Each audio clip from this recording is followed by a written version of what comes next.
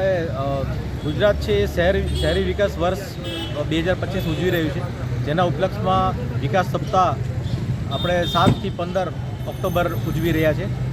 એમાં આજે 12 અને 13 ઓક્ટોબર આ 2 દિવસ માટે શહેરી વિકાસને અલગ અલગ જે યોજનાઓ છે એના વિશે એના ખાતમુહૂર્તના કામો હતા।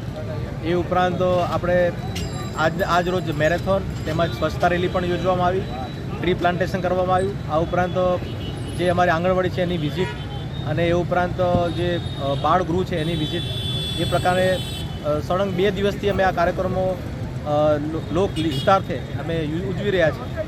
અને આજે જે સમાપન છે એમાં સાંસ્કૃતિક કાર્યક્રમ આપણે રાખવામાં આવ્યો છે, અને ખાસ કરીને અમરેલી નગરપાલિકા જે વિકાસ ગાથા છે એનામાં જે ફિલ્મ બનાવી છે એનું પણ આજે આપણે ઉદ્ઘાટન કર્યું છે।